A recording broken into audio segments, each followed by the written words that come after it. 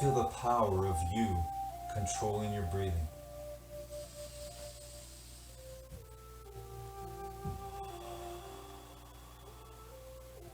In through your nose and out through your mouth. You've got your legs crossed, your back straight, your eyes closed. You remember the truth. You know the truth that you were born to win, to take control of your life the way you take control of your breathing.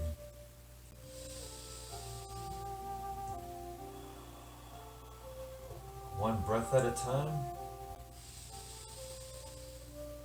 one thought at a time. So let's do that right now. Let's see ourselves doing the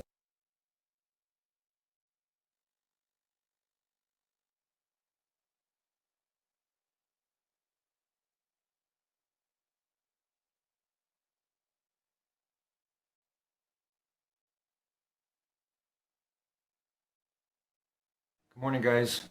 You know, one of the things that has become really apparent to me when I talk to friends and people and tell them what I'm doing, I'm writing my book, I'm on this path of infinite mind wealth, and I want to try to be on it for myself and help others for the rest of my life and live in service of that. The first thing and the thing that I hear most often people say is it's hard. It's hard. That's what I hear all the time. But I never hear them say it's impossible, because deep down inside we know it is possible. And so here's the thing I've learned, and I hope this saves you more time than I've put into this, because I've been studying personal growth and development for years, trying to work on controlling my mind. And I'm still on that path each and every day, and I want to openly share it with you. The one thing that made all the difference and is still making all the difference for me is you have to believe that you're worth it. You are worth it. Your true worth is your mind wealth, your freedom and happiness. Have a great day, everybody.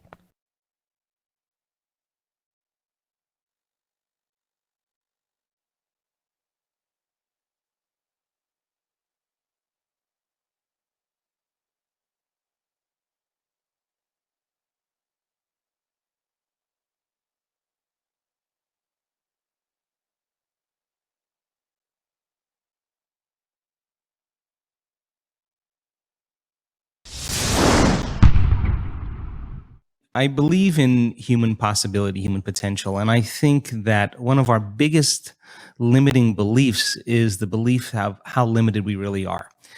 And so my interest is to give people the science to begin to understand how powerful they really are. And I think that science really is the language that does that really well. And the new sciences like quantum physics and neuroplasticity, neuroscience, neuroendocrinology, psychoneuroimmunology, the mind-body connection, epigenetics, all of those sciences point the finger at possibilities. So I want to create a language for people from a philosophical or theoretical standpoint for them to begin to understand what's possible. But then I want to be able to have those people begin to wire that information in their brain completely, because learning is making new connections, right, in the brain. But remembering is maintaining and sustaining those connections. And it's so much easier to lose our vision than to remember it, right? So then we have to begin to hardwire the brain or install the neurological hardware in preparation for an experience. So the more people understand what they're doing and why, then the how gets easier. So I want to then set up the conditions in an environment, in a workshop where people can begin to apply or personalize what they learn so that they can have an experience. An experience then further enriches the brain. But the prize of an experience is an emotion. And once you start feeling unlimited, once you start feeling abundant, once you start feeling worthy, now you're teaching your body chemically to understand what your mind has intellectually understood. So knowledge is for the mind and experiences for the body, and people begin to embody the truth of that philosophy. Now, if they can repeat it over and over again, it'll become innate in them. It'll become natural, second nature, it'll become easy. They'll begin to master that philosophy. So I want people to begin to understand that thoughts are very powerful. Feelings drive our thoughts, and that they can begin to create a better life for themselves once they understand some of these principles. Dr. Joe. Okay, look, so check it out. Woo, he said a lot in that clip. I recommend go back and watch that clip 3 times. just to get, the basis of what he's saying. But there's this part where, let me just take a piece of it. He talked about your emotions and experience.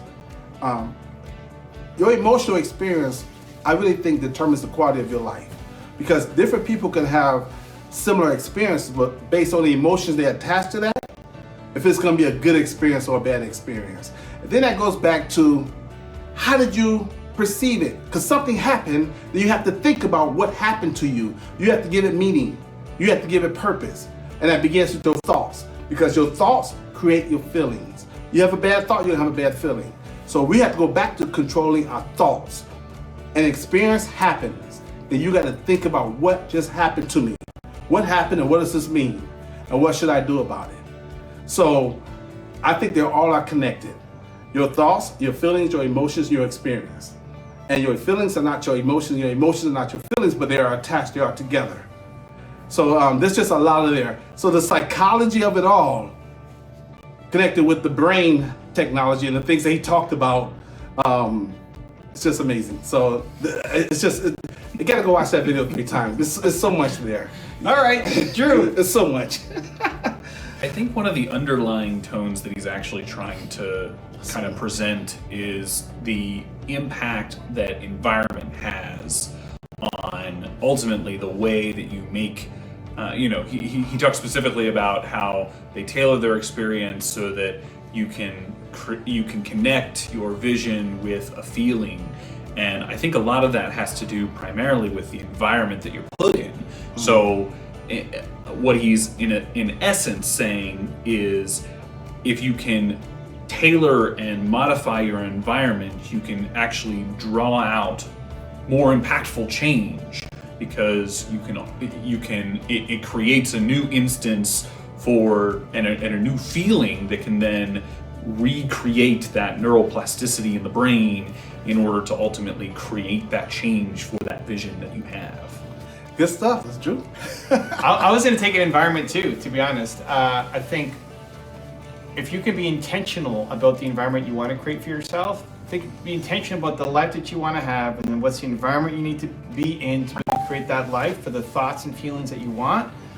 It's the easiest way to make the change stick, is to be in the environment where that change is normal. So if you think about, who do I want to be, and who's currently living the life or has got the mindset at least that you want to have for yourself, who believes the thing that you want to believe. Zan's interrupting my flow. What do you got, Zan? I got a question when you get done for you and Drew. Okay, ask your question. Okay. So for those out there who's thinking like I'm thinking, what if you're not in control of your environment? Because we can't always control our environments, and our environments do influence us and do influence our emotions and our experiences, but you're not always in control.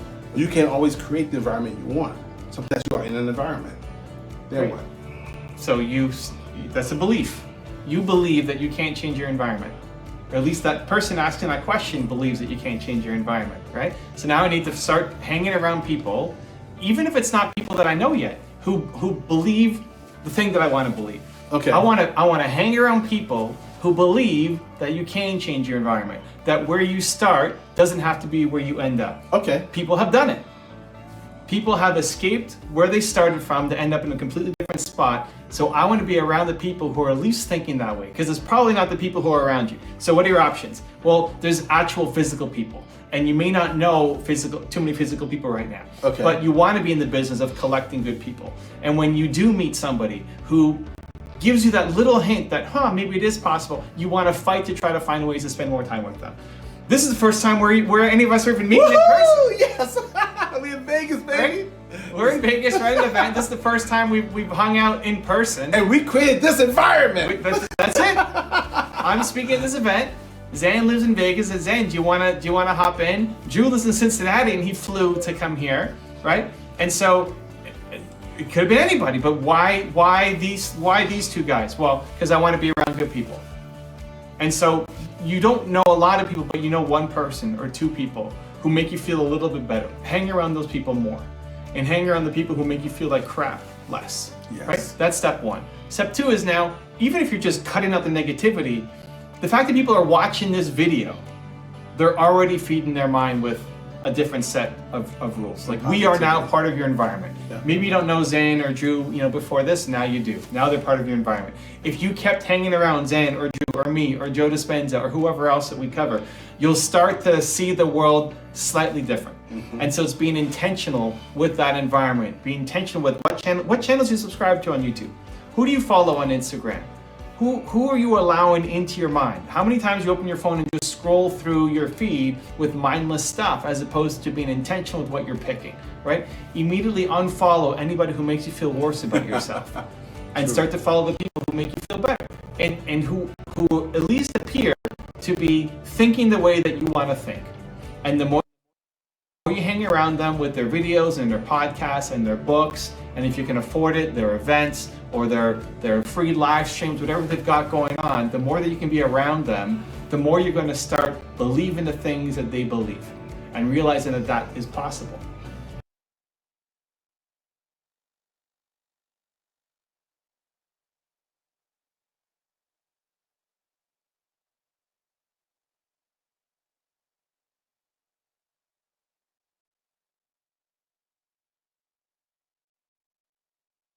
Good morning, guys. Today in our top 10 rules for success journey, Robert Kiyosaki shares his 10th rule, which stands out for me, and that is don't save money, hedge it. So what does that mean? So all of us have a tendency to want to save money. We view that, or most of us view that as the path to attaining monetary wealth. He asks us to reverse it. So we have to think of hedging it. What does that mean? That means for him, when he's investing, he puts what he calls a stop loss. So when it gets to a certain point where his asset's not making money, he'll stop it. So I want us to apply this in our life. I view us as human investment machines in the decision making we make. So when you make a decision today, think about the positive return on it. If it doesn't provide any positive return or there's no hope for it, then don't make that decision. Make a different one. I hope this helps everybody. Have a great day.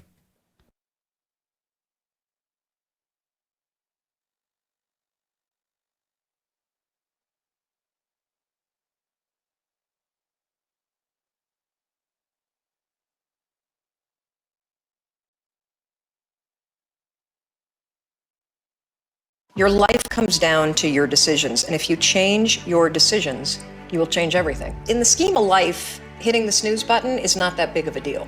But here's the thing about life. None of us wake up and say, today is the day I destroy my life. What we do is we kind of check out because it feels overwhelming, or we check out because we're afraid, or we check out because we start listening to self-doubt, and then we make these teeny tiny decisions all day long. We don't even realize it. Decision to not get up on time, a decision to not eat the right thing, a decision to snap at your kids, a decision to not speak in a meeting, a decision to not look for a job, a decision to not deal with your finances, a decision to not call your parents, like whatever it is. All day long, these tiny decisions that take you so far off track. And then you wake up like I did and you look at your life and you think, how the hell did I get here? And more importantly, how do I get back over there? And you have no idea. Every one of us is one Google search away from a list of instructions that if you follow any of them, it will change your life. But how do you get out of your head and stop thinking about what you need to do and actually do it? Want to be happy? Build a life, not just a business. Hey, it's Evan Carmichael, and this channel was created to help you overcome the #1 challenge that is holding you back, a lack of belief in yourself. You watch these videos because you know you've got something more inside you. You've got Michael Jordan level genius at something. So today, let's live your best belief life and learn the 8 steps to destroy your laziness. Enjoy. Have you ever had one of those nights? Probably before you started your company, but where you go in bed and you're like, all right, Tom, that's it. Tomorrow, it's the new me. Tomorrow, I am going to get up on time. I am going to go to the gym. I am going to look for a job. I'm not going to drink so much. It's going to be amazing. The new me, the future me. Woo! Let's do this, right? Then you go to bed and you wake up 7 hours later and you're like, I don't feel like the new me. It's the only, that's a stupid, see, motivation's garbage. It's never there when you need it. Ever. Ever, ever, ever. And so here's what happened to me. One night, Chris had gone to bed. I'd been struggling. We still had all the same problems. We still had to lean on the house, still facing bankruptcy, still fighting like crazy. I was still unemployed. They still hadn't figured out like the solution yet for the business. And I was about to turn off the TV, and there on the TV, there was this rocket launching, and I thought, oh my gosh, that is it. I am going to launch myself out of bed like a rocket ship, like NASA right here had launched me out of that bed. And I'm going to move so fast that I don't think. I'm going to beat my brain. Now, here's a really interesting point. I talk a lot about your instincts and inner wisdom. And we can get into this a little bit later, but a lot of us talk about the fact that you have a gut feeling. But what all this research that I've done for the book and all the speaking that I do, what I've discovered that's fascinating is actually when you set goals, when you have an intention on something that you want to change about your life, your brain helps you. What it does is it opens up a checklist, and then your brain goes to work trying to remind you of that intention that you set. And it's really important to develop the skill, and I say that word purposefully, the skill of knowing how to hear that inner wisdom and that intention kicking in and leaning into it quickly. So for me, my brain saying, that's it, right there, move as fast as a rocket, Mel.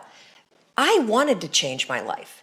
And I think most people that are miserable or that are really like dying to be great and dying to have more, we want to change. We want to live a better life. We want to create more for our families. We want to be happier.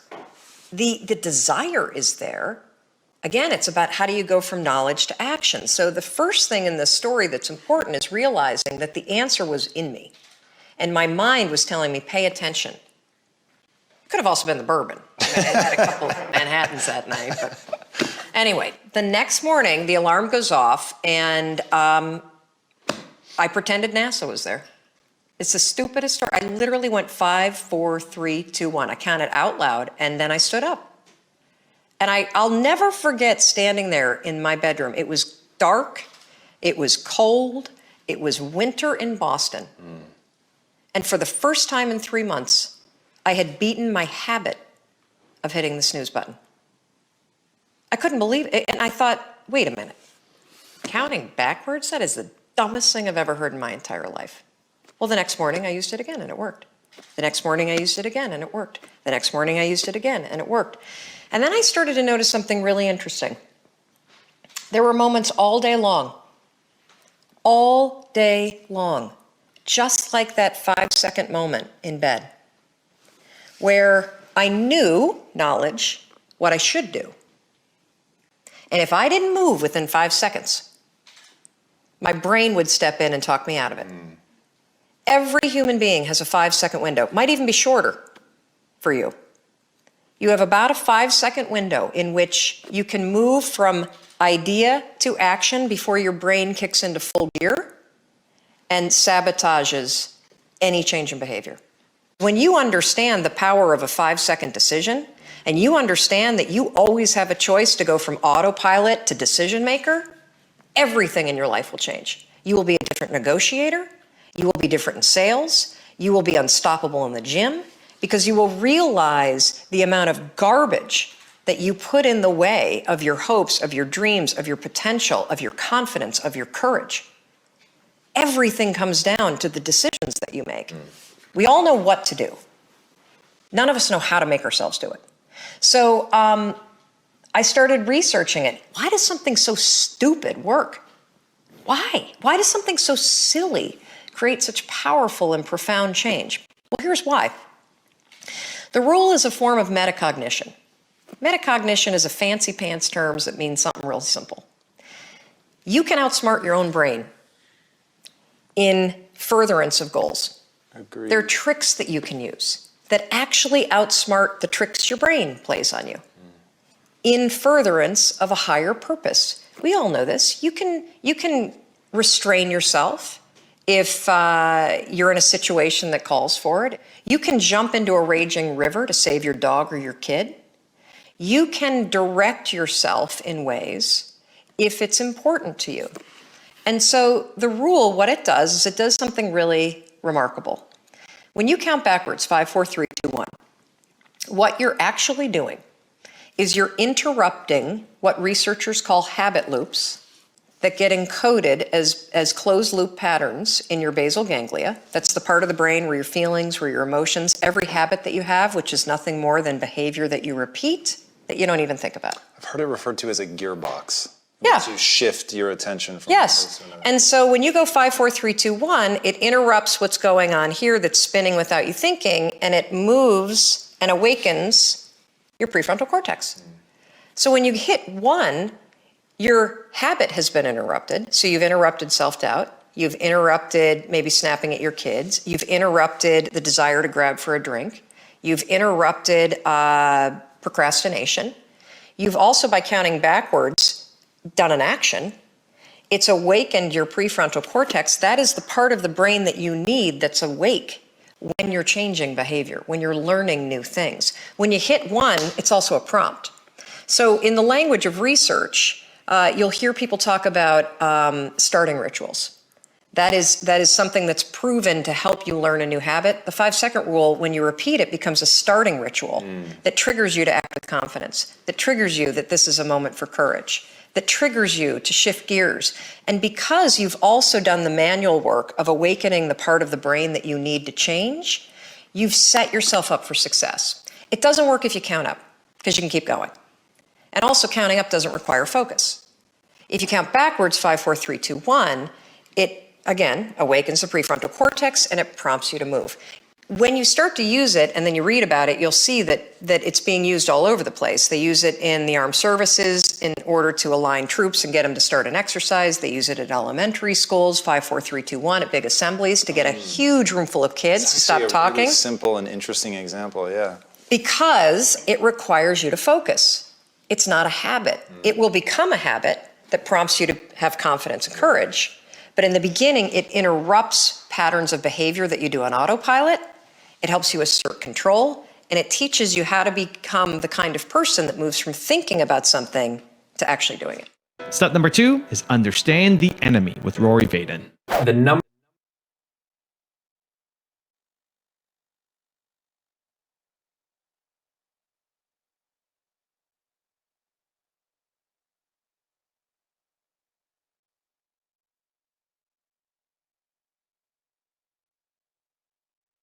Good morning, guys.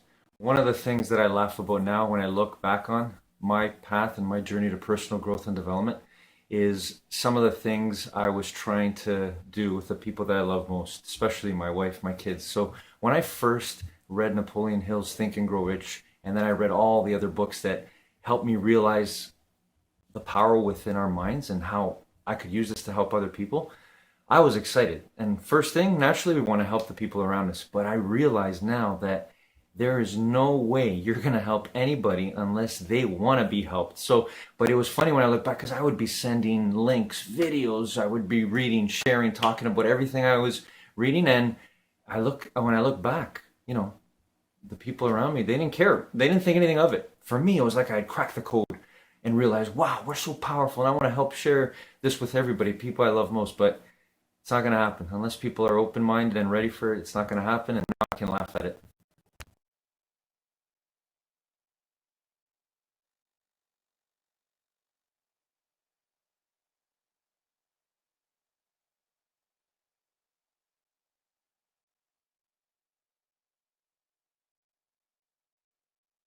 People out there think that the moment you start achieving some success that things are going to get easier. It gets worse. There are more opportunities, and therefore your structure gets disrupted. More email, more texts come in, more amazing possible relationships and places to eat and things to do. It actually starts to undermine the whole process if you're not careful. I have a list, and now I make it every day, because when I just put it next to me and I didn't write it out, it didn't work. But it literally starts dog walk number 1, get sun, really basic stuff, get sunlight. Then I do a 90-minute work block, which means I use the program Freedom on the computer. No internet, no phone. I turn off the phone, I put it in my car. Sometimes it's really bad. I mean, the phone is such a pull. Ask me for some code to get into something, and then I think I need the phone. Next thing I'm doing something else. 90-minute work block. But what's beautiful is that the nervous system has this feature to it, where when we take the chaos of choice and we restrict ourselves to one of those choices, you get a neurochemical payoff. And it comes in the form of dopamine. Need motivation? Watch a Top 10 with Believe Nation.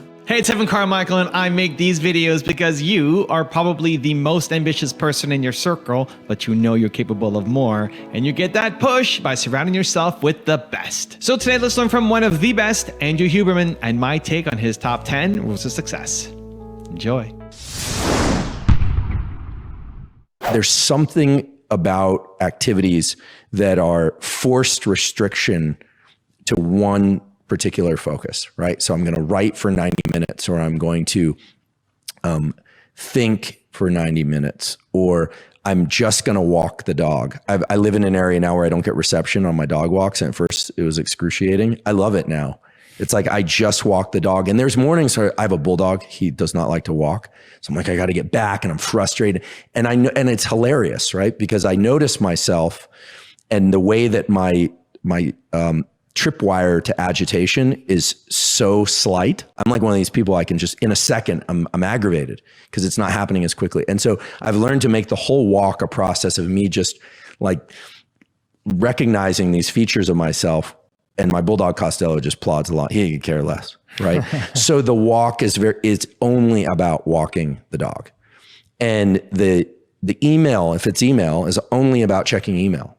Right. And there's something valuable to this. And I think the brain loves this when we give it this. And the brain, unfortunately, is also happy to just take a smorgasbord of pseudo-random thoughts and actions all day, every day. But there's something so deeply satisfying about focus. And I think we could all benefit from doing more of that. It's just so hard to do. And I'm not an anti-phone guy. I'm from Silicon Valley. I use the phone. I'm addicted to my phone. I admit it. I'm addicted to my phone. But I'm trying really hard to cultivate a different relationship to it. Because I think that now that it's 2021, I think looking back, phones, we've had them for about 10 years. There are so many examples of ways in which they erode our best relationship to life. So many ways. That I don't think we should get rid of them, but I think we really need to start being conscious of the ways in which they are eroding our productivity, our creativity, our relationships. And I don't have any obvious answers to this. I just have tools that I use and that I've found to be of benefit. But I think in the next 5 years, we are going to see a shift toward people really moving away from phones in as much as we use them now. Rule number 2, use stress to grow. I have really tried to adopt this idea that when it's inevitable, and it will inevitably arrive, that stress grows us, that it really sharpens decision making. It really sharpens decision making. And, if you have a very stressful event and then you recover from it, the worst thing to do is just go and keep going. You need to take some time and reflect about what led into that. So I think I'm very good at leveraging fear into positive change. If I really think about most of the major shifts in my life, I'm scared as hell to remain in this situation, and I'm very good at broadcasting fear into my future. If I've ever been in a bad relationship, it was clearly, if I stayed in, it couldn't have been so bad that I felt like I had to leave. So I would broadcast and project, how horrible it would be for my future children. And I might even build that up a little bit in my system. Now, one could say, well, maybe you could have navigated it successfully. I'm better at projecting fear into my future. And that has led me to make, I think, better and better decisions over time. Rule number 3, never say maybe. Dopamine, as I've said, is involved in anticipation of wanting, not of having. It's involved in motivation toward the thing that you want, and it biases us towards action. Reward prediction error equals the actual amount of dopamine that's released in response to something versus minus the amount that's expected. Okay. So if you tell a kid, we might have ice cream, they hear, we're going to have ice cream, and they expect it. And if you later say, well, we're not going to have ice cream, and I said maybe, that's actually going to lead to a much bigger crash in dopamine. It's going to lead to a negative signal, a punishment signal. It's literally going to feel like pain. So kids, you can leverage this. If your parents say maybe, they're effectively telling your dopamine system absolutely. Now, adults are like this too. If we think something might happen and it doesn't happen, there's a big crash in our affect, in our emotionality. And that's because that dopamine system goes from firing about 3 to 4 times per second to about 10 or 15 times per second in the possibility that something might happen. Possibility is deeply woven into our biology of the dopamine and motivation system as a way for us, presumably in ancient times, to explore novel territories and get a sense that maybe there's water there, maybe there are mates there, maybe there's better food there, maybe there's resources there. The maybe is an important thing that in language terms, maybe means maybe. But in neurobiological terms, maybe means perhaps there's going to be the surprise of an even bigger dopamine reward. And the one thing dopamine loves more than anything else is surprise. Rule number 4, reduce social media use. Social media, getting dopamine hit after dopamine hit. When we first get on social media for the first time or after a long period of time, the amount of dopamine that's released we think is quite substantial. It's novel. Remember, dopamine is about novelty, surprise, and the sense that we are on some exciting track. That's what dopamine is really about. It puts us into states of readiness, anticipation, looking, seeking, etc., almost always for things outside the confines of our skin. Just to contrast it maybe for a bit more of a future discussion, serotonin does the opposite. When there's a lot of serotonin in our brain and body, typically it makes us feel satisfied, sated, and more quiescent, comfortable with what we have in our own immediate sphere and within us, right? The comfort of a good meal, the food you have, dopamine is about go, go, go. If you look at somebody who's high on cocaine or methamphetamine, it's all about pursuit, because that's a very dopaminergic drug. You look at somebody who's taken a drug, and I'm not suggesting people do this, but it really ramps up serotonin. Let's say a selective serotonin reuptake inhibitor, Prozac, Zoloft, et cetera. The side effects of those drugs, if the dosages are too high, lack of appetite, lack of libido, kind of meh about life, then so they'll adjust the dose down. That's because those are serotonergic drugs. So in general, when we are in pursuit of things, dopamine is quite high. So now you have to remind me your question, because I've set up the dopamine serotonin parallel. Smartphones. Cell phones, yes. Forgive me. So the thing about cell phones is when you first get on there and you have, let's say no Wi-Fi on the flight or something, and you land, it can actually be quite stimulating. You get a lot of dopamine. Oh, there's this. Oh, there's that. But very quickly, when you're scrolling on social media, you're no longer getting the novelty, but you're continuing to do it and you almost don't know why you're doing it. At that point, it shifts over to something that's a bit more like an obsessive compulsive behavior, where we can define an obsessive compulsive behavior where the obsession leads to a compulsion. So the obsession is a thought, the compulsion is a behavior, but the acting out of the compulsion merely serves to increase the obsession. Right? This is very different than being obsessed with food or obsessed with cleanliness. There's no payoff. Right, exactly. There's no anxiety relief by carrying out the compulsion. With OCD behaviors, like scrolling social media, the dopamine quickly wanes, and then you find that you're just and we've all been there, you're scrolling, and like, why am I doing this? This isn't that interesting. This isn't that interesting. Now, the algorithms for social media are very clever, and I don't want to demonize it. I provide a lot of my life is spent on, on social media now, but in the algorithms that they've incorporated function on the most powerful way to keep people doing a behavior, or an animal for that matter, is intermittent random reward, or random intermittent reward, that you don't know when you're going to hit the jackpot. So you're scrolling, and then you see something. Typically, it's very high, what, in nerd speak, we'd say signal to noise. So if you're reading some interesting things, this came out in the news, and then it's all of a sudden a riot, or a person that is base jumping off a building, or, for people that are scrolling, looking at bodies or something like that, live bodies. Hopefully people aren't looking at the dead bodies. But look, if something's very tragic, then that has this gravitational pull. And then what happens is you start getting the system working for that next dopamine hit that you don't know when it's going to come. It's just like gambling. So I look at social media as initially being very dopaminergic, driving reward, surprise, and excitement, but very quickly transitioning to something more like OCD and the kinds of behaviors where it looks, if we were to look at ourselves through the lens of an experiment, like we would an animal experiment, we'd think that animal is sick. If you saw an animal digging in the corner, looking for a bone, the dog is looking, you'd think that's really sad. That's us, right? That's us. I'm pointing at myself intentionally. That's us. So we have to learn to self-regulate the amount of time, but that doesn't have to be a process of, scruffing ourselves and saying, don't do it, don't do it. Think about it in terms of the positive. The more time away from something, the more positively reinforcing it will be when you return.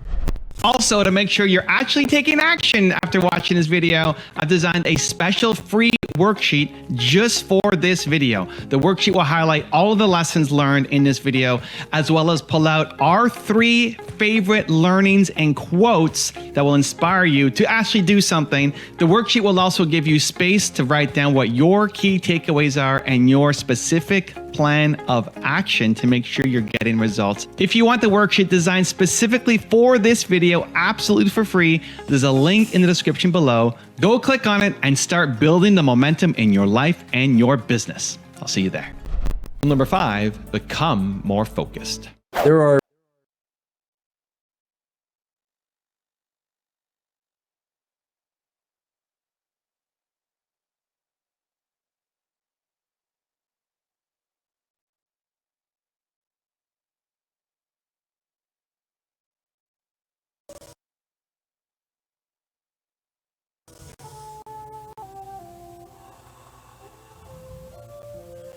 And once again, legs crossed, back straight, eyes closed, focused on our breathing, back to our breathing.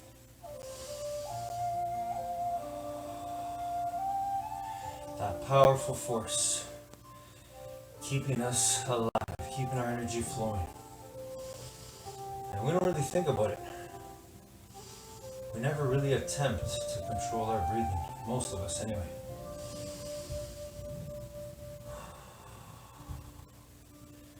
But we were born to do that too.